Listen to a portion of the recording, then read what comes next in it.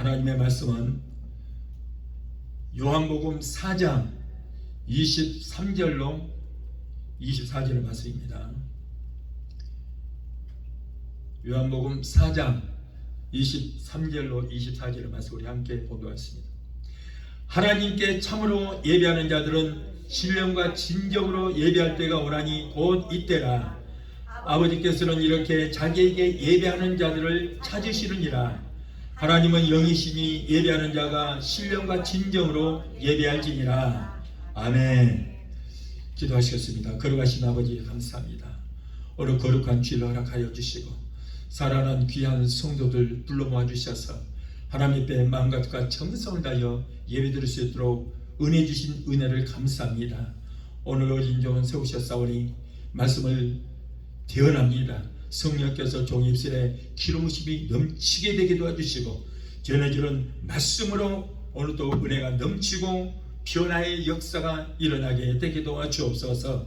예배를 회개하는 모든 흑암의 세력을 다 예수 피로 멸하여 주시고 오직 성령께서만 이 시간을 주관하시고 영광 받으시고 높임 받아 주옵소서. 예수 이름으로 감사하며 기도합나이다. 아멘. 할렐루야. 오늘 또 몸들여 시간 들여 하나님의 기뻐하시는 산 제사를 드리기 위해서 오늘 이 자리에 나오신 성도 여러분에게 주님의 한량있는 은혜와 축복이 넘치게 되시기를 예수 이름으로 축원합니다. 오늘은 요한복음 4장 23절로 24절 본문에서 너희 몸을 거룩한 산 제사로 드리라 라고 하는 말씀으로 우리가 함께 은혜를 받고자 합니다. 하나님의 사람을 성도라 그럽니다. 성도라. 성도라고 할 때 이 한자를 쓰면은 거룩할 성자, 무리도, 즉 덕이 높고 거룩한 삶을 사는 무리들이라 하는 그런 뜻인 것입니다. 또는 달라진 무리, 구별된 무리라라고 하는 그런 의미가 됩니다.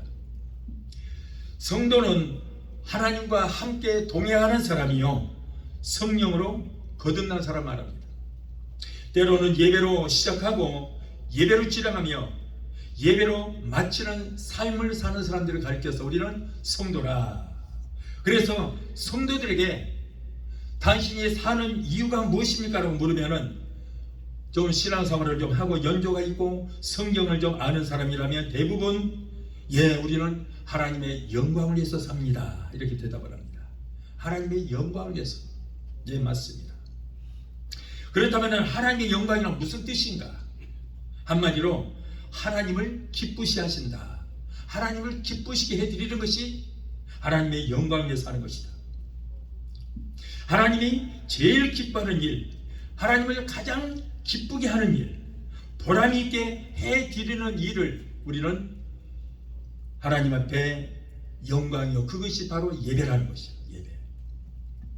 사람은 하나님께서 예배를 받으시기 위해서 우리를 지으신 거예요. 그런데 한 가지 안타까운 것은 오늘날 예배가 우선순위에서 지금 밀려가고 있다는 것이 이게 보통 심각한 문제가 아닙니다. 옛날 핍박받고 힘들게 예배를 드렸던 그런 시대에는 목숨 걸고 예배를 드렸던 그 예배가 누구나 마음껏 자유롭게 예배를 드릴 수 있는 이 시대에는 오히려 예배를 향한 열정과 간절한 소망이 지금 식어지고 있다는 거예요. 예배가 하나의 오락으로 지금 전락하고 말았어요. 여러분, 마귀는 어찌하든지 예배를 소홀히 하고 예배를 드리지 못하게 합니다. 수단과 방법을 가리지 않습니다. 왜냐하면 예배를 드리지 못하도록 방해하는 것이 원수, 마귀, 사탄, 귀신들의 소명이에요. 그들은 그것들을 위해서, 그 예배를 방해하는 그 일을 위해서 열심히 지금 행하고 있고 그것을 위해서 이 땅에 내려와 있는 거예요. 예배를 방해하기 위해서는.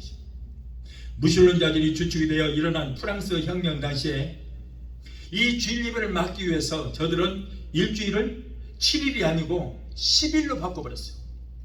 10일로 바꿨어요. 그러자 모든 나라의 산업이 생산량이 40%로 감소하고 말았습니다. 또 러시아 혁명 때 레닌이 일주일을 8일로 늘렸습니다. 그러자 생산량이 30%로 감소해 일주일을 이제 나중에 안 되겠다 싶어서 에라 7일도 아니고 6일로 정하자. 그래서 일주일을 6일로 정했습니다. 그러나 마찬가지로 생산량이 30%나 감소돼 레닌 역시 일주일을 다시 7일로 이렇게 정하고 말았습니다. 이렇게 제도를 바꾸어서라도 예배를 드리지 못하도록 사탄들은 인간들을 통해서 예배를 방해합니다. 일주일에 7일은 하나님께서 엿새 동안 천지 만물을 창조하시고 일곱째 날에 쉬셨다는 그 창세기에 안식일의 뿌리를 두고 있습니다. 하나님이 우리에게 주신 소중한 삶의 리듬이 끊어진다면 개인의 건강 물론이고 그리고 물론 땅의 모든 축복도 다 상실해버리고 마는 것입니다. 월요일부터 토요일까지는 나 자신을 위해서 살다가 주일날 하루만이라도 하나님의 영광을 위해서 하나님께 예배드리고 주님만을 위한 주님의 날임을 기억하면서 우리는 하나님께 온전한 하나님이 기쁨 받으시는 예배를 드려야 하는 것입니다. 자, 첫째로 성도는 교회 마당만 밟지 말라고 그랬어요. 이사야서 1장 12절을 보면 내 마당만 밟을 뿐이라 라고 했어요. 특별히 예배를 드리는 사람은 신령과 진정으로 예배 드려야 되는 거예요. 오늘이 내 일생의 마지막이라는 마음 자세로 예배 드려야 돼요. 예배를 형식적으로 드리면은 10년을 예배를 드리고 20년을 드려도 그런 예배는 하나님께서 절대 받지 않을 뿐 아니라 예배자도 변화가 되질 않습니다. 여러분, 하나님께서는 먼저 예배 드리는 자의 마음을 먼저 받으시는 거예요. 그래서 마음과 뜻과 정성 예배 드리라고 하잖아요. 마음을 먼저 받으시고 나 자신을 먼저 받으시는 거예요. 그래서 오늘 또 너희 몸을 거룩한 산제사로 드리라서 너희 몸을 거룩한 산제사. 형식적인 예배 가지고 나 먼저 드려야 돼요. 나를 드려야 돼요. 내 마음을 드려야 돼요. 그 사람이 드리는 예배는 내 자신을 먼저 드릴 때 그 예배를 받으시는 거예요. 나와 나의 예배를 받으시는 거예요. 하나님은 아벨과 아벨의 제사를 받으셨다 그랬어요. 그냥 아벨의 제사만 받은 것이 아니고 아벨과 아벨이 드리는 그의 제사를 받으셨다. 가인과 가인의 제사를 받지 않으셨다. 그러니까 내 마음을 먼저 드려야 되는, 나 자신을 먼저 받으시는 거예요. 우리가 같은 시간에 같은 이렇게 장소에서 같은 말씀을 듣고 똑같이 예배를 드려도 마음과 뜻과 정성을 다하여 예배를 드리는 자의 예배, 말씀에 귀 기울이는 성도의 예배는 받으십니다. 그런 사람이 예배는 받으시는 거예요. 그러나 아무런 생각이 없이 교회 마당만 받는 사람이 예배는 하나님께서 받지 않은 거예요. 앉아 있어봐야 헛짓거리 하는 거예요. 이게.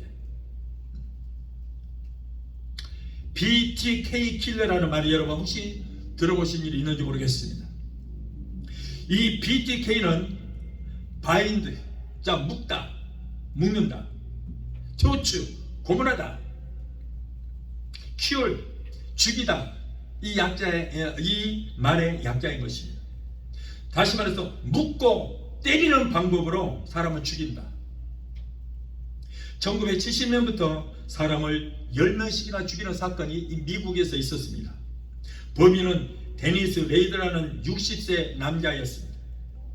그런데 그 더 놀라운 것은 그 남자는 그 지역에서 사람들에게 추앙받는 공무원이었다는 거예요. 그리고 아이들에게 존경받는 보이스카우트 대장이었어요. 교회에서는 운영위원회 의장이었다는 거예요. 그러니까 많은 사람들에게 얼마나 칭송을 듣는 사람입니까? 그런데 30년 동안 교회에서 레이더와 그의 아내는 교회 좋은 일, 굳은 일, 나쁜 일 다 맡아서 영향력을 행사하면서 사람들에게서 우지차지하는 그런 직분에 있었던 것입니다.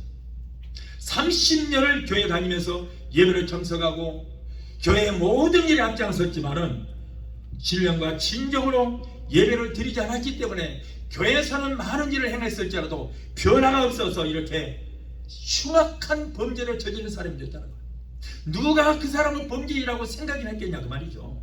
그런데 이 사람은 여러분 10명씩이나 흉악하게 묶고 때리고 해서 죽이는, 고문해서 죽이는 그런 일을 행했다는 거예요.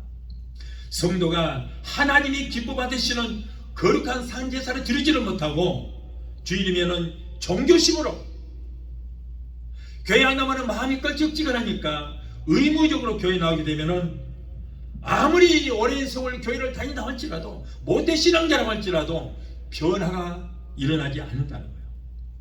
여러분, 예배라는 뜻이 뭡니까? 하나님을 만난다는 뜻이에요. 예배란 무엇입니까? 하나님의 얼굴을 뵙는다는 뜻이에요. 죄를 가지고는 하나님 만날 수 없습니다. 그러므로 신령과 진정으로 예배를 드리는 사람은 반드시 변화가 일어나게 되었습니다. 하나님이 변화시켜 주십니다. 그래서 여러분, 예배 드리기 전에 반드시 회개가 있어야 돼요.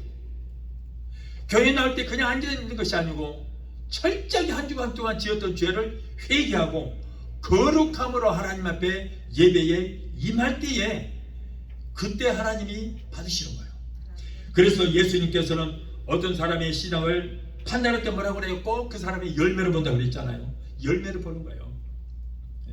그 사람의 행위만 갖고는 모르는 거예요. 아까 이 사람 보세요. 데니스 레이다는 사람 60세 수십 년 이 신앙생활을 했는데도 불구하고 이렇게 잔인한 살인자였잖아요. 어떤 뒷부를 보는 것이 아니에요. 그 사람의 열매를 보라는 거예요. 그래서 그의 열매로 그를 할지니 가시나무에서 포도를 또는 엉겅퀴에서 무화과를 따겠느냐라고 마태복음 7장 16절을 말씀하고 있어요. 그래서 이사야서 1장 11절로 12절을 보면 뭐라고 그래요? 여호와께서 말씀하시되 너희의 무수한 재물이 내게 무엇이 유익하뇨? 나는 수양의 번개와 살찐 짐승의 기름에 배불렀고 이미 배가 불렀다. 나는 수송아지나 어린 양이나 수염소의 피를 기뻐하지 아니하노라. 너희에게 내 앞에 보이러 오니 그것을 누가 너희에게 요구하였느냐? 내 마당만 밟을 뿐이니라. 그랬어. 내 마당만 밟을, 내 뜰만 밟기 위해서 일수 도장 뜨시 발도장 찍으러 왔다, 그런 말이에요. 이 말씀은 기왕 예배를 드리러 나왔으니 교회 마당만 밟지 말고, 마귀에게 마음 뺏기지 말고, 마귀에게 생각 뺏기지 말고 마음과 정성 다여 하나님께서 기뻐 받으시는 예배를 드리라, 그런 말씀. 왜냐하면 하나님께서는 우리로 하여금 예배를 드리도록 하기 위해서 우리를 지으셨고, 그래서 우리를 오늘 이 자리에 불러내어 주셨기 때문인 것입니다. 예배를 받으시기 위해서 불러내어 주시가요. 몸은 여기 있는데 마음은 외출 나가서 여기저기 돌아다니고, 마귀에게 붙잡혀서 그냥 잠만 자고, 그런 예배를 하나님 받지 않는다는 거예요. 교회 마당만 밟았다는 거예요. 여러분, 이렇게 하나님께서 우리를 지은 목적이 예배를 받으시기 위해서, 그래서 지은 거예요.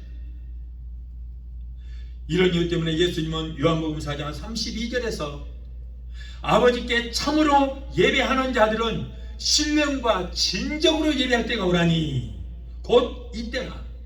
이 말세다, 이 말세지 말이다. 아버지께서는 이렇게 자기에게 예배하는 자들을 찾으시느니라. 네. 신령과 진정으로 예배하는 자들을 찾으신다. 창세기 4장을 보면 가인과 아벨이 하나님께 제물을 드려서 예배를 드렸습니다. 제사를 드렸습니다. 두 사람이 제물을 드렸으나 가인이 드린 제물 예배를 받지 아니하셨고, 아벨과 아벨이 드린 예배를 기뻐 받으셨다고 했어요. 자, 가인이 드린 예물이 곡물이라서 안 받았을까요? 오늘날 많은 분들이 그래요. 가인의 제물은 곡물에서 받지 않았다. 그런데 아벨은 피로 제사를 드렸기 때문에 받았다. 그것은 곧 앞으로 오실 예수의 피를 상징하는 것이기 때문에, 그래서 하나님께서는 양의 피로 드린 아벨의 제물만 받으셨다 그랬는데, 정말 잘못된 말씀이에요. 전혀 그건 아닙니다. 가인이 드린 예물이 곡물이라서 안 받으셨고, 아벨은 짐승의 피로 제물을 삼아서 드렸기 때문에 받으셨다는 것은 잘못된 거예요. 여러분, 가인처럼 농사하는 자가 자기의 소산물로 예배를 드리는 것이 당연하지 않습니까? 자기의 소산물로 드리라고 그랬거든요. 그러면 가인은 농사하는 자인데 피제사만 받으신다면 아벨한테 가서 그러면 짐승을 사야 돼요? 양을 사서 그걸로 제물을 드려서 하나님께 드려야 돼요? 그런 제물을 받지 아니었습니다. 성경은 분명히 그렇게 자기 소산물로, 창세기 때는 그랬어요. 자기 소산물, 첫 소산물로 드리라. 그래서 가인도 자기의 소산물로 드렸습니다. 아벨은 양치는 자이기 때문에 자기의 그 양을 잡아서 하나님 앞에 드렸습니다. 피의 제사를 받은 것이 아니라 그 말이에요. 자기의 첫 소산물로 드리라고 분명히 이렇게 말씀하셨어요. 그래서 아벨처럼 양치는 자가 자기의 소산물로 하나님 앞에 예배를 드리는 것이 당연합니다. 하나님이 고기를 좋아하셔서, 그래서 피를 좋아하시고 고기를 좋아하셔서 아벨의 제사 받으신 것이 절대 아니다는 거예요. 가인은 농사한 자이기 때문에 자기 첫 소산물을 드린 것 당연합니다. 짐승을 잡아 피와 기름으로 제사를 드리라는 말씀이 그때는 창세기에는 있어요, 없어요? 없어요. 그런 말이 없어요. 곡물로 제물을 삼아서 제사를 드리지 말라, 그런 말씀이 창세기 있어요? 없어요. 창세기 4장 3절 5절을 보면 이 시대는 자신의 첫 소산물을 바치라 이렇게 되어 있거든요. 그런데 가인과 아벨이 제사를 드린 지 약 2500년이 지난 한참 후에, 다시 말해서 성막시대에 레위기에 보면, 레위기 17장 11절에 보면 그때사 양으로 제물을 삼아서 피로 제사를 드리라 그랬어요. 가인과 아벨의 제사가 끝나고 2500년 지난 다음에 레위기에서 이렇게 말씀하신 거예요. 그리고 그러므로 곡물 제사를 드리라는 말씀이 없냐? 아니죠. 레위기 2장과 6장 7장에 보면 곡물로 고운 가루로 내어서 그것을 태워서 소제로 드리라 이렇게 명령하시기 때문에 곡물을 드려서 가인의 제사를 받지 않았다는 말씀은 전혀 맞지 않는 거예요. 레위기 시대 전에는 제사법이 없었고 자기의 첫 소산물을 하나님 앞에 제물로 드렸습니다. 그런데 레위기 시대에 와서 레위기 10장 11절에 양의 피로 제사를 지내라, 레위기 2장과 6장 7장에 고운 가루로 곡물로 제사를 드리라, 이런 말씀이 그때부터 시작된 거예요. 그렇기 때문에 여러분, 가인과 아벨의 시대에 피 제사를 드리지 않았기 때문에 가인의 제사를 안 받았다, 이거는 전혀 맞지 않습니다. 전혀 맞지 않아요. 제물에는 전혀 관련이 없습니다. 그러면 해답이 무엇인가? 해답이 있습니까? 예, 있습니다. 해답은 요한 1서 3장 12절에 나와 있습니다. 잘 들어오시기 바랍니다. 요한 1서 3장 12절을 보면 가인과 같이 하지 말라. 저는 악한 자에 속하였고 아우를 죽였으니 어떤 연고로 죽였느냐? 왜 죽였느냐? 그 이유는 자기의 행위는 악하고 그 아우의 행위는 의로운 자였기 때문이다. 보세요. 여러분, 가인의 제사를 받지 않은 이유가 여기서 나온 거예요. 그는 원래가 악한 자였다 그 말이에요. 그러나 아벨은 뭐라고 그래요? 그 행위가 의로운 자였다. 여기에 해답이 나와요. 그래서 악한 자의 제물을 받지 않으셨고 의로운 아벨의 제물만 받으셨다. 이해 가세요? 그렇기 때문에 회개하라는 거예요. 그렇기 때문에 죄가 가득하고 악한 마음으로 우리가 예배 드리면 하나님은 그 예배를 받지 않는 거예요. 선한 자, 의로운 자의 예배만 받으신다. 자, 그러면 거기만 그 말씀이 있느냐? 또 있습니다. 히브리서 11장 4절의 말씀 보면 믿음으로 가인보다 더 나은 제사를 하나님께 드림으로 의로운 자를 하시는 증거를 얻었으니 하나님이 그 제물에 대하여 증거하심이라. 저가 죽었으나 그 믿음으로 오히려 말하느니라 알았어요. 여러분, 결국 하나님이 아벨의 제사를 받으신 이유가 여기에 나와 있습니다. 그의 삶에서 의로움과 믿음으로 드렸기 때문에, 믿음으로 하나님께 예배를 드렸기 때문에 그 예배를 받으셨다. 믿음으로 하나님의 의로운 자 의로운 자 예배 믿음으로 드리는 그의 마음과 그의 예배만 받으셨다. 아무런 생각 없이 하나님 예배 드리는 것보다 의로움과 믿음으로 예배를 드릴 때에 그 사람의 예배를 받으시는, 그 사람과 그 사람의 예배를 받으시는 거예요. 그래서 예배 드리기 전에 여러분 회개가 꼭 필요합니다. 예배 전 한 주간 동안 지었던 모든 죄를 낱낱이 회개해야 돼요. 그리고 우리가 이 말씀을 듣고 그 말씀을 믿어야 되는 거예요. 믿음으로 예배를 드릴 때에 그 예배, 그 사람과 그 사람이 드리는 예배를 받으십니다. 이것이 바로 우리 몸을 드려 너희 몸을 드려 거룩한 산제사로 드리라, 이 말씀이 내게 해당될 말씀이에요. 이것이 바로 신령과 진정으로 드릴 예배인 것입니다. 하나님께서는 어느 시대를 막론하고 신령과 진정으로 예배하는 자를 찾으신다고 그랬거든요. 찾으신다. 그런데 불행하게도 오늘날 예배 우선순위가 지금 밀리고 말았어요.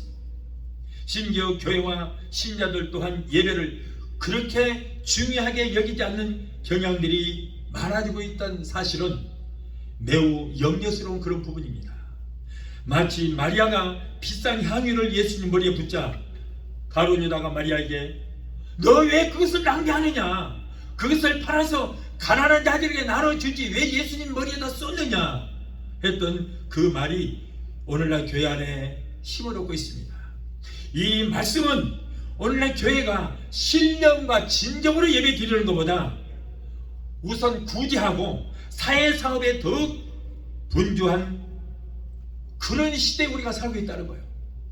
여러분, 교회는 하나님께서 우리를 지은 목적이 구제하라고 지었어요? 네? 사회사업하라고 지었어요? 우리를 통해서 예배를 받으시게 지은 거예요. 그게 우선순위예요.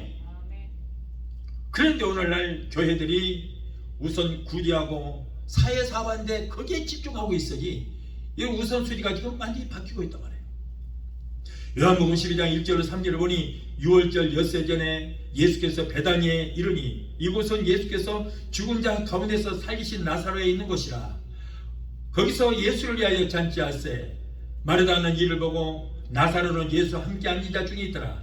마리아는 지극히 비싼 향유 곧 순전한 나드 한 근을 가져다가 예수의 발에 붓고 자기 머리털로 그의 발을 씻으니 향유 냄새가 집에 가득하더라.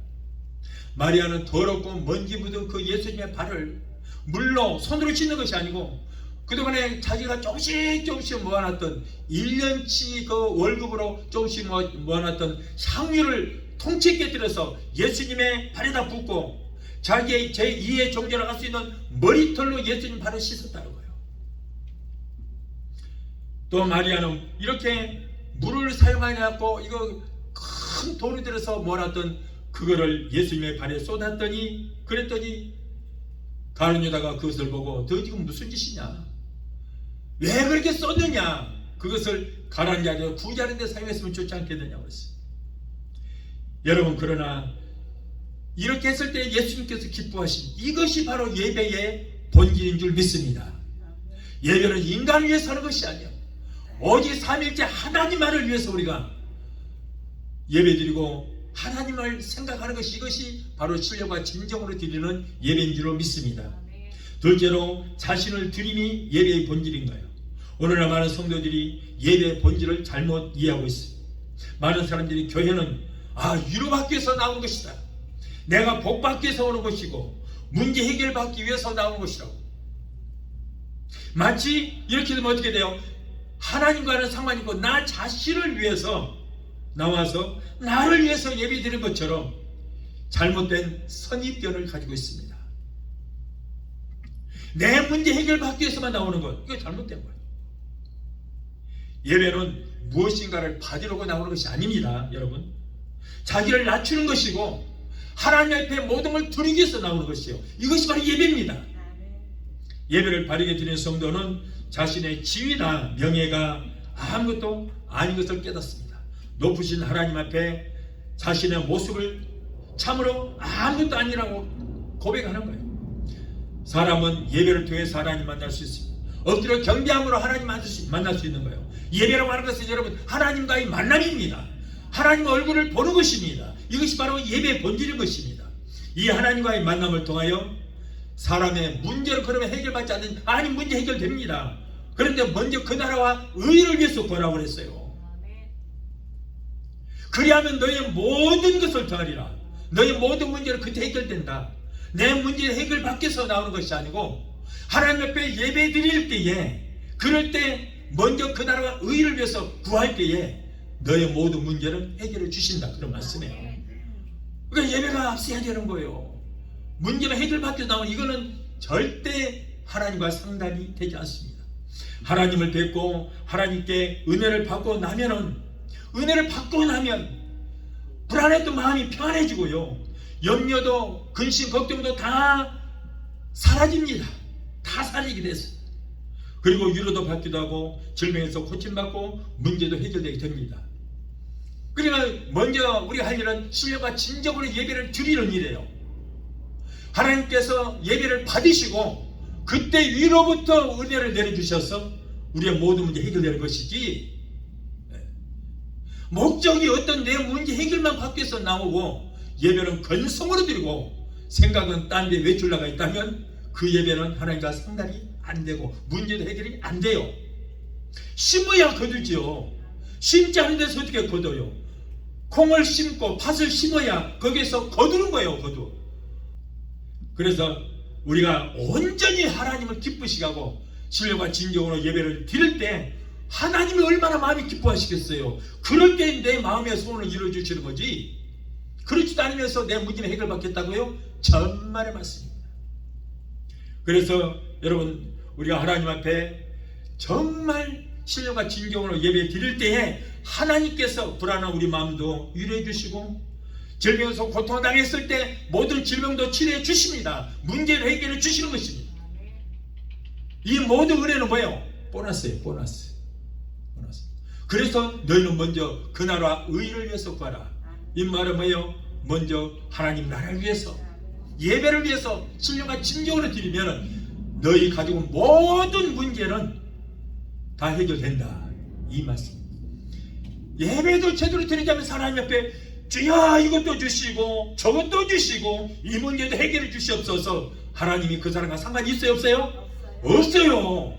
예배 드리는 자의 기도를 들으시고 그 사람에 대한 관심을 갖게 되는 것입니다. 그렇게 됐을 때 모든 문제 해결해 주시고. 저도 보세요. 저도 온갖 병에 걸렸어요. 그런데 인간은 누구나 병이 들게 되어 있습니다. 나이 먹으면 다 병 들더라고요.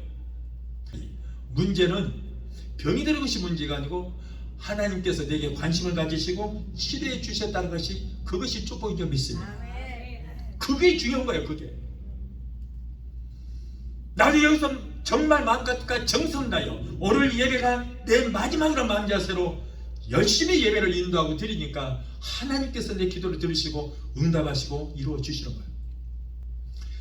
여러분, 하나님을 기쁘시게 하고 하나님께 신령과 진정으로 온전한 기뻐 받으시는 예배 드리면 그때 내가 기도하지 않아도 우리의 모든 현병한 사정 다 아시고 하나님이 문제를 해결해 주시게 될 줄 믿습니다. 그러고 나서 내가 할 것을 하고 나서 하나님께 기도하고 축복을 달래든가 무엇을 달래든가 해야지, 예배도 제대로 드리지 않고 교회도 나오지 않고 신령과 진정으로 예배 드리지 않으면서 무슨 문제를 해결해 달라고 그래요. 그리고 해결 안 된다고 진지 짜고 삐지고, 이거는 웃기는 얘기예요. 내가 먼저 할 일을 해야 돼요. 내가 먼저 할 일을 해야 돼요. 성도는 하나님 앞에 예배 드리는 것이 본분입니다. 그걸 하고 나서 구할 때 왜 안 해주시겠어요? 다 해주십니다. 나는 지금까지 별 문제 다 해결받았습니다. 여러분, 예배의 본질인 하나님이 기뻐하시는 예배 드릴 때에 이러한 우리가 가져온 모든 문제를 다 해결해 주시는 것입니다. 그러므로 오직 하나님만 바라보고 자신을 드리는 예배를 드려야 하는 것입니다. 그런데 염려스러운 것은 이와 같이 자신을 드리고 바치는 예배가 점점 사라지고 있다는 거예요. 이거 보통 심각한 문제가 아닙니다. 사람을 오늘날은 기분 좋게 하고 재미있게 하고 사람을 웃기고 사람을 위한 예배가 유행병처럼 퍼지고 있습니다. 여러분, 예배를 받으신 하나님은 없고 인간들을 위한 오락만 지금 남아있다는 교회가, 이런 예배에 참석한 사람은 실컷 웃고 나와서 아이고 속은 후련할지 몰라도 그 예배는 하나님과 전혀 상관이 없고 구원과도 상관이 없습니다. 그러한 행위는 하나님께 신령과 진정으로 드리는 예배라고 할 수 없습니다. 이런 예배는 20년 30년 드려봤자 하나님께서 받지도 않고 변화가 없어요. 또 교회가 하나님께 인정받는 것보다 사람들에게 우선 인정받고 사람들에게 칭찬 들으려고 교회들이 그런 짓들을 하는 경우가 많습니다. 우리는 하나님께 인정만 받으면 될 줄 믿습니다. 사람들이 뭐라 할지라도 상관없어요. 하나님이 나를 알아주시고 하나님이 나를 인정해 주시면 되는 것입니다. 누가복음 10장 38절로 42절을 보면 마리아는 항상 예수님 발밑에 있었어요. 그러나 유다는 마리아에게 이 향유를 어찌하여 300데나리온에 팔아 가난한 자들에게 나눠주지 않았느냐라고 책망을 합니다. 그러자 예수님께서는 가난한 자들은 항상 너희와 함께 있거니와 나는 항상 너희들과 함께 있지 않다. 나는 곧 올라간다. 그러면서 오히려 마리아의 행동을 칭찬하셨어요. 다른 말로 말하자면 예배 드리는 것이 구제하는 것보다 더 낫다는 그런 말씀이에요. 어떤 사람들 간에 사람에게 주는 것보다 하나님께 드리는 것이 더 좋습니다. 더 중요합니다. 우리의 형제에게 주는 것이 중요하지 않다고 말하는 것이 아니라 하나님께 드리는 것이 더욱 중요하다고 말하고 있는 거예요. 최우선하여야 할 일은 바로 뭐예요? 하나님의 일, 즉 예배 드리는 일에 우리는 최선을 다해야 될 줄 믿습니다. 하나님은 그 어떤 것보다도 여러분 예배를 가장 귀하게 여기십니다. 교회 살기는 오직 예배예요. 다른 것 물론 다른 것도 해야 되겠지만 그러나 하나님께 예배 중에 최우선순위가 돼야 돼요. 아무리 구제를 많이 하고 선교를 잘해도 예배가 없는 구제와 선교는 하나님께 기뻐하지는 않습니다. 어떤 것도 예배보다 결코 앞서지를 못합니다. 예배가 최우선이 돼야 되고 제일 중요한 것이 바로 예배라는 거예요. 셋째로 자신을 거룩한 산 제물로 드리라고 그랬어요. 불행하게도 오늘날 대부분의 사람들이 나올 때 무엇인가를 받기 위해서 나온 사람들이 많습니다. 자신들의 기회에 합당한 교회 또는 축복을 해주는 그런 교회를 선호합니다. 만일 성도가 얻을 수 있는 무엇인가를 찾아서 교회에 나간다면 이거는 근본적으로 뭔가 문제가 있어 잘못된 것입니다. 설교에서 무엇을 받으려고 아니면 축복을 받기 위해서 또 자녀들이 잘 되는 그 일을 위해서 위로받기 위해서 교회를 나온다면 그것은 여러분 잘못된 생각입니다. 성도는 하나님께 예배를 드리기 위해서 그 목적 하나만 가지고 나와야 되고 예배를 드림으로써 모든 것이 다 이루어지는 역사가 일어납니다. 예배는 내가 받는 것이 아닙니다. 하나님께 무엇인가를 드리기 위해서 나온 것이지 그분께로부터 무엇을 받기 위해서 나온다면 물론 주시죠. 그러나 순서가 바뀌어진다는 거예요. 먼저 내가 하나님 앞에 신령과 진정으로 예배를 드려보세요. 하나님이 기도하는 대로 바라는 대로 아니 하나님처럼 우리의 모든 형편과 사정을 잘 아시는 분이 누가 있습니까? 나보다 나에 대해서 더 잘 아시는 분이 하나님이기 때문에 구하지 않아도 하나님께서 신령과 진정으로 예배 드리는 자의 모든 문제는 해결해 주시는 것입니다. 물론 우리가 그분의 이름에 합당한 경배와 찬양을 드리면은 그분의 은혜의 손길을 우리가 느낄 수 있게 되는 것입니다. 찬양도 세상 유행가처럼 인도자들이 자기가 좋아하는 곡만 골라서 부르는 것이 아니에요. 하나님의 좋아하시는 찬양을 선곡하여 드리는 것이 좋습니다. 하나님께서 기뻐하시는 찬양을 드릴 때 은혜는 위로부터 내게 내려오는 거예요. 어떤 분들은 그렇습니다. 은혜 받기 위해서 마음으로 열기 위해서 찬양 드리자. 그러면 그 찬양은 내 아를 위해서 드리는 거예요. 그것이 아닙니다. 하나님께 마음과 정성 다해 찬양을 드릴 때 은혜는 어디로부터? 위로부터 하나님께로부터 내게 내려오는 거예요. 그때 은혜가 되지 찬양을 통해서 내가 은혜 받는 거 아니에요. 찬양 한 곡 드리더라도 마음과 정성 다해 예배 찬양을 드릴 때 은혜는 위로부터 폭포수처럼 쏟아지게 될 줄 믿습니다. 아멘? 그때 은혜가 되는 거예요. 오직 하나님을 기쁘시게 하는 예배를 드리면은 모든 은혜와 축복이 부록으로 위로부터 내게 내려오게 되는 것입니다. 주님께서는 주는 것이 받는 것보다 복이 있다라고 말씀하시므로 드리는 것에 드릴 때에 그 드리는 그것에 하나님께서 30배, 60배, 100배 넘치도록 거기에다 축복하시는 거예요. 이와 같이 예배는 하나님께 드리는 것이지 결코 내가 받는 것이 아닙니다. 십계명중 제1계명을 보면 나는 너를 애굽 땅 종 되었던 집에서 인도하여 낸 너의 하나님 여호와로다. 너는 너를 위하여 나 외에 다른 신들을 네게 있게 하지 말라. 너를 위하여 새긴 우상을 만들지 말고, 너를 위하여 또 위로 하늘에 있는 것이나 너를 위하여 아래로 땅에 있는 것이나 땅 아래 물속에 있는 것에 아무 형상이든지 만들지 말고, 너를 위하여 그것들에 절하지 말며 그것들을 섬기지 말라. 나 여호와 너희 하나님은 질투하는 하나님인지요 나를 미워하는 자의 죄를 갚되 아비로부터 아들에게로 3, 4대까지 이르게 하거니와 나를 사랑하고 내 계명을 지키는 자에게로 1000대까지 복을 내주시겠다. 하나님께 신령과 진정으로 예배 드리는 그 외의 것은 전부 나를 위한다는 거예요. 나를 위해서. 우상 섬기는 것도 내가 복 받기 위해서 나를 위해서 만들잖아요. 나를 위해서. 오직 하나님께 예배 드리는 것은 하나님 앞에 하나님을 경배하기 위해서 예배 드릴 것이고, 그 외에는 전부 나를 위해서라는 거예요. 여기에 중요한 것은 너를 위하여, 그래서 너를 위하여 그들을 섬기거나 경배하지 말고 절하지 말라. 오직 하나님만 섬기고 하나님만 경배하라. 이거 뭐예요? 명령이에요. 명령. 제1계명의 강조점은 오직 하나님께만 예배 드리라는 거예요. 이것이 우리의 으뜸가는 책무이므로 우리는 가장 중요하게 여겨야 될 줄 믿습니다. 특별히 바울은 로마서 12장 1절에서 그러므로 형제들아 내가 하나님의 모든 자비하심으로 너희를 권하노니 너희 몸을 하나님이 기뻐하시는 거룩한 산제사로 산제물로 드리라. 이는 너희의 드릴 영적 예배니라. 이 말씀은 하나님께서 원하시는 것, 그분이 기뻐하시는 거 뭐예요? 예배라, 그런 말이에요. 예배라. 여기서 기뻐하시는 이란 말은 기뻐 받으시는 예배라, 이런 뜻입니다. 제사와 예배에 있어서 중요한 단어가 곧 뭐예요?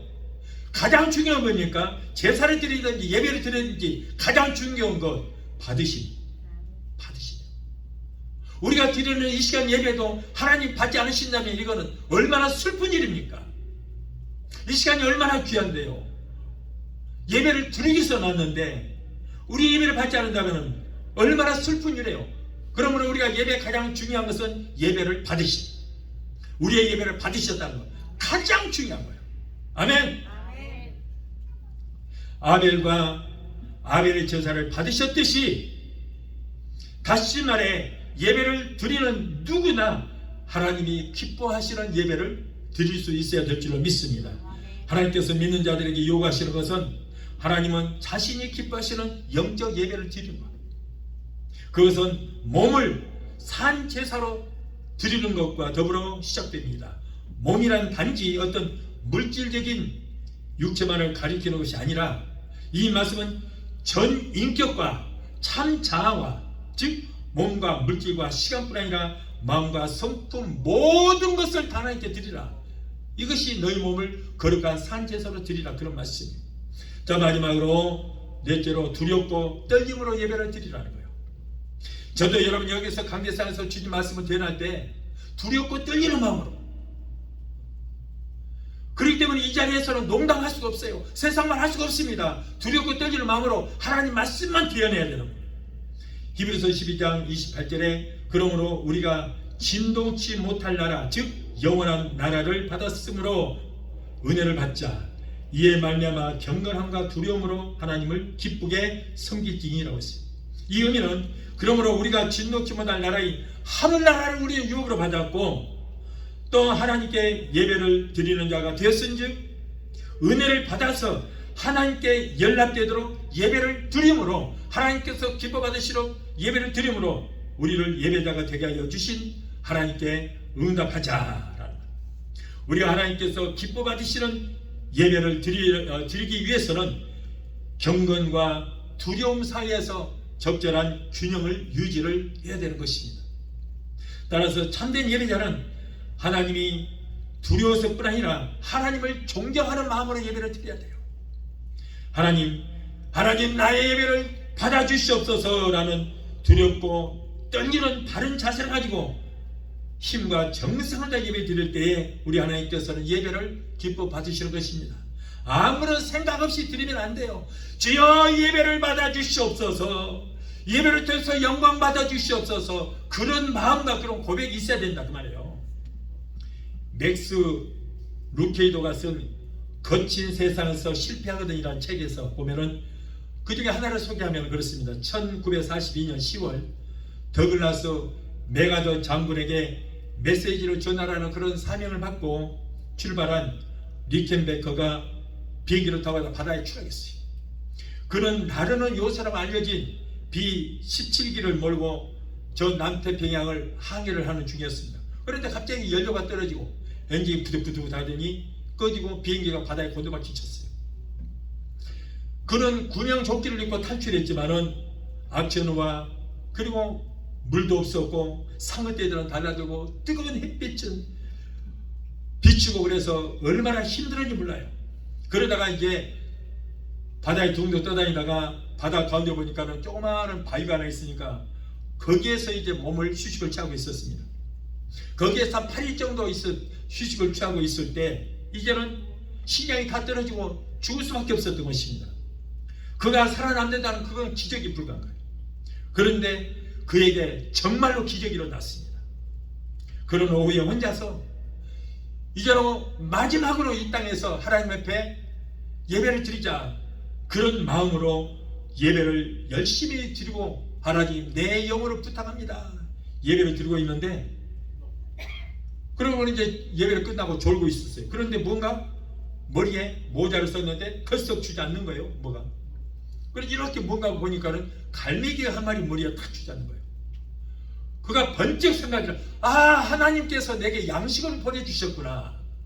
그리고는 그 갈매기를 잡아서 고기를 먹고 그 내장을 꺼내서 그걸 낚시 미끼로 삼아서 고기를 잡아서 그걸로 연명을 하고, 그러던 중에 이제 그를 바다에 추락했다는 그 보고를 받고 군함들이 와서 그를 결국 구출해 내었습니다.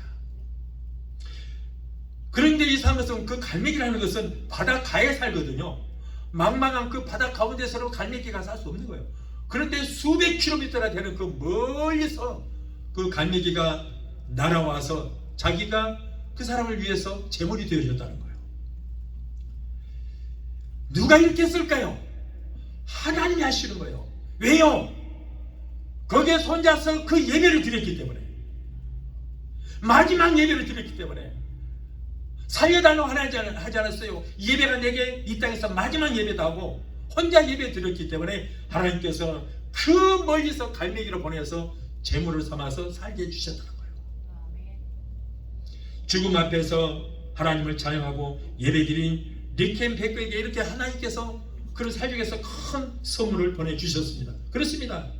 리켄베커가 죽음을 눈앞에 둔 시점에서 예배를 이렇게 신령과 진정으로 드림으로 구원의 은혜를 입은 것처럼 성도는 하나님께 신령과 진정한 예배를 드릴 때에 온갖 좋은 것들을 하나님의 은혜로 우리에게 내려주시게 될 줄 믿습니다.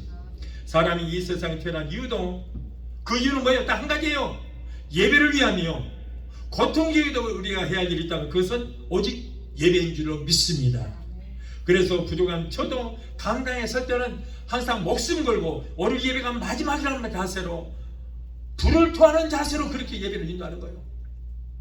죽는 일이 있어도. 여러분, 나는 강대상에서 여기에서 설교하다가 예배를 인도하다가 죽는다면은 그것처럼 큰 축복이 어디 있어요? 이건 순교거든요. 순교예요.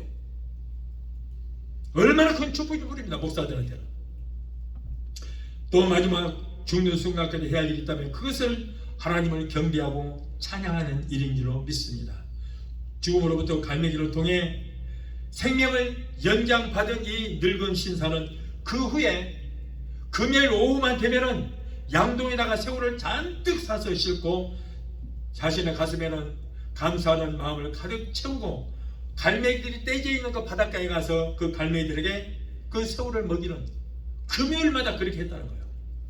리켄베커가 하나님이 보내신 갈매기를 통해 생명을 연장받은 것처럼 우리는 하늘로부터 내려오신 예수 그리스도를 통하여 저희들은 구원을 받고 사는 역사가 일어났습니다. 그래서 우리는 그 예수를 통해서 우리는 영원한 생명의 영생을 얻게 되었습니다. 그러므로 성도는 두 가지 이유 때문에 신령과 진정으로 드리는 예배자가 되어야 되는 것입니다. 그 첫째는 지음받은 목적이 예배요. 하나님께서 우리를 지은 목적이 예배를 받으시고, 또 다른 하나는 뭐예요? 예수 그리스도의 죽을 수밖에 없는 죄악 가운데 빠졌던 우리를 구원의 은혜로 우리를 건져 주셨기 때문인 것입니다. 그렇기 때문에 이 두 가지 목적으로 우리는 예배를 드려야 되는 거예요. 인생을 사는 동안 손에는 예물을, 가슴에는 풍성한 감사를 가지고 산 제사를 드림으로 하나님 앞에 영광 돌리는 우리 모두가 되어야 될 줄로 믿습니다. 우리 찬양하시고 기도하시겠습니다.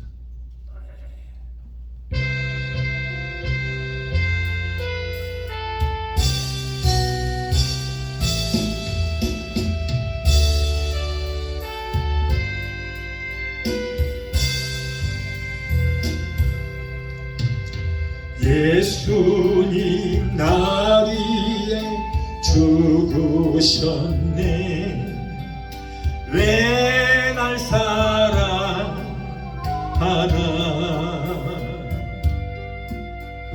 겸손히 십자가 지시었네. 왜 날 사랑하나.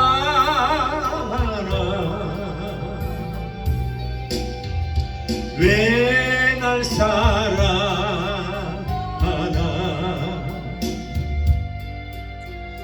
왜 날 사랑하나.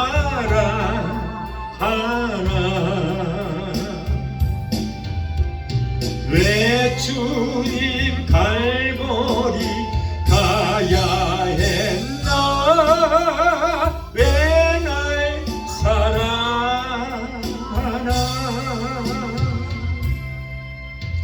손과 발 나리에 지키셨네. 왜 날 사랑하나.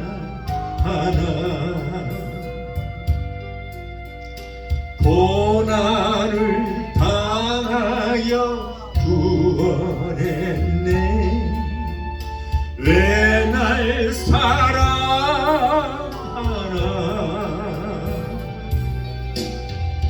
왜 날 사랑하나.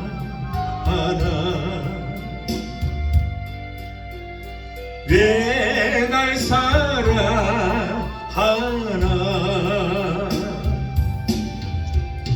왜 주님 갈보리 가야 했나. 왜 날 사랑하나. 기도하시겠습니다. 걸어가신 하나님 감사합니다. 오늘도 너희 몸을 하나님이 기뻐 받으시는 거룩한 산 제사로 들어가신 명령에 순종하여 우리의 몸과 뜻과 정성을 다하여 하나님 앞에 드린 예배를 받으시니 하나님 감사합니다. 항상 하나님께서 기뻐 받으시는 예배를 통하여 주님 영광 받으시고 높임 받아 주시옵소서. 예수 이름으로 감사하며 기도합나이다. 아멘. 여러분, 이제 제가 여러분을 위해서 마무리 기도를 해드리겠습니다. 문제 있는 분들은 가슴에 손을 얹으시고요. 그리고 몸에 병이 드신 분들은 아픈 것에 믿음으로 손을 얹으시기 바랍니다. 믿음의 기도는 병들에 구원하는 마성합니다. 그러므로 이 시간에 믿음으로 여러분 아픈 곳에 손을 얹으실 때에 제가 마무리 기도를 해드리겠습니다. 문제 해결자가 되시고 우리의 질병을 치료해주시는 여호와 아빠 치료 하나님, 오늘 사랑하는 하나님의 자녀들이 가정의 생활의 문제, 자녀들의 문제, 직장과 비즈니스 같은 모든 문제를 가지고 왔습니다. 하나님, 우리의 영혼이 잘되같이 이 땅에 살면서 행하는 모든 범사가 잘되고 영육간의 강건한 복을 받기를 원하신 줄 믿습니다. 우리의 모든 힘평과 사정하시는 주님, 힘들고 어려운 데 살아가는 하나님의 자녀들의 기도를 들으시고 주여 저들은 문제 가운데서 건져주시고 위경에서 건져 주시옵소서. 너는 내게 부르짖으라 내가 네게 응답하겠고 내가 하지 못하는 그곳 비밀한 기적의 역사를 보이라 말씀하셨사오니 이 약속의 말씀을 믿고 기도합니다. 주여 저들의 모든 문제를 해결받고 문제를 따라가는 역사가 있게 하여 주시옵소서. 이 어려운 시대에 성령님 역사하여 주셔서 가족들이 잘 되게 하시고 자녀들 하나님을 잘 섬기고 하나님께서 주시는 복을 얻게 되게 도와주시옵소서. 내가 나서는 예수 이름으로 명하노니 하나님의 자녀들에서 모든 문제는 떠나갈지어다. 가정문제, 수고의 문제, 자녀들의 모든 문제는 내가 예수 이름으로 엄히 명한다. 예수 피로 물러갈지어다. 아들, 딸, 손자, 손녀들이 하나님께서 위로부터 내려주시는 복을 얻게 되게 도와주시옵소서. 자녀들이 세상에 들어가든지 머리가 되고 꼴이 되지 않고 위에만 있고 아래 있지 않도록 주여 하나님께서 주목하시고 하나님과 사람들에게 인정받고 칭송 듣는 자녀들이 되게 도와주시옵소서. 또한 하나님께서 이 시간에 말씀을 의지하여 아픈 곳에서 오셨습니다. 사람이 살다 보면 어쩔 수 없이 아버지 질병과 고통을 당할 수 있습니다. 그러나 우리 하나님은 마가복음 16장 17절에 병든 자에게 손을 얹어 다리라 말씀하셨습니다. 아버지 저들의 믿음으로 손짓 부위에 예수 그리스도의 피 없는 손으로 만져주시고 못 잡는 손으로 만져서 주여 치료하여 주시옵소서. 내가 예수가 명하니 사랑하는 하나님의 자녀들을 괴롭히는 모든 병마야 내가 예수 이름으로 명하니 저들에서 예수 이름으로 결정. 내가 예수 이름으로 명하니 모든 신경도 관절을 루마티스로 따라가라. 내가 예수 이름으로 엄히 명하니 모든 안덩어리는 예수 이름으로 결정. 죄정함, 위암, 장암, 폐암, 자궁암, 전립 사람은 내가 예수 이름으로 명하니 성령불로 태워지게 될지어다. 성령불로 숨이 될지어다. 모든 그 병의 근원부터 말라지게 될지어다. 신부전증, 심근경색, 심장 부정의 신장염은 내가 예수 이름으로 깨끗하게 고침받을지어다. 신경수, 위장병, 위염위궤양, 소화불량은 내가 예수 이름으로 명하니 저들에서 따라갈지어다. 갑상선, 죽부뼈, 소화마비, 대상포진, 통풍은 내가 예수 이름으로 명하니 저들에서 따라갈지어다. 성도들에게 고통주는 담색증은 다 소멸될지어다. 우울증, 공황장애, 불면증, 폐쇄, 공포증은 가재다주로 낙하늘에서 막이 귀신들아 내가 예수 이름으로 명하니 저들에서 예수 이름으로 갈지어다. 모든 눈병은 사라지게 될지어다. 눈병은 깨끗하게 고침받을지어다. 하나님 저들에서 모든 질병 따라가고 아버지 악한 어스 병마에서 자유함을 얻게 되기도 주시옵소서. 내가 예수 이름으로 명하니 모든 질병 따라가라. 예수 이름으로 갈지어다. 하나님 고쳐주시니 감사합니다. 믿음의 기도는 병든 자를 구하리니 주께서 저희를 일으키시리라. 여호와를 경외하는 너희에게는 의로 내가 떠올라서 치료하는 감사를 바라리니 너희가 나가서 외양간에서 나오는 송아리처럼 걷기도 하고 뛰기도 하리라. 제가 채찍에 맞으므로 너희가 나무니 부리라. 병든 자에게 손을 얹어 나리라 말씀 듣고 믿음으로 약속의 말씀을 붙들고 기도합니다. 주여 내 믿음대로 될지라 말씀하시고 깨끗하게 고쳐주시고 치료하여 주시옵소서. 아기를 갖기를 원하나 잉태하지 못한 부부들에게 하나님께서 태를 열어주셔서 아이를 생산하게 되게 도와주시옵소서. 생육하고 번성한 땅에 충만하라고 주여 축복하셨사오니 그러한 복이 임하게 되게 도와주시옵소서. 아버지 하나님 사랑하는 귀한 성도들 모든 질병 뜻하지 못하도록 성령의 불단과 불교를 막아주시고 예수 피로 막아주시옵소서. 오늘도 종의 기도를 들으시고 문제를 해결해 주신 하나님 감사합니다. 세계 어느 곳에 있던 이 믿음을 기도하는 하나님의 자녀들의 병을 고쳐주시옵시고 무엇보다도 병든 영을 고쳐주시고 병든 믿음을 치료하여 주시옵소서. 한산 성령을 충만하게 하시고 주여 날마다 승리의 개가를 부르게 되게 도와주시옵소서. 모든 병에서 하나님 깨끗하게 고쳐주신 감사합니다. 치료하여 주신 감사합니다. 주님 영광 받으시고 높임 받아 주시옵소서. 예수 이름으로 감사하고 축복하며 기도하옵나이다. 아멘. 지금은 우리를 죄에서 구원하신 우리 주 예수 그리스도의 그 무한하신 은혜와 아들까지도 아끼지 아니하시고 우리를 위해서 내어주시기까지 우리를 사랑하시는 아버지 하나님의 극진하신 사랑과 보혜사 성령님의 내주 교통 충만 역사하심의 은혜가 오늘 주님의 그 참석하여 말씀으로 은혜받고 돌아가는 귀한 성도들의 저들의 가정과 가족과 직장과 사업장과 자녀들과 생활과 모든 범사에 오늘 유튜브를 통하여 함께 은혜에 참석하는 사랑하는 귀한 성도들의 가정과 가족과 직장과 사업장과 자녀들과 생활과 모든 범사에 각자 섬기는 교회에 베데스다 순복음교회에 지금부터 영원토록 함께 하시기를 간절히 축원하옵나이다. 아멘. 모든 성도들 승리하는 한 주간 되게 도와주옵소서. 승리케 하여 주시옵소서.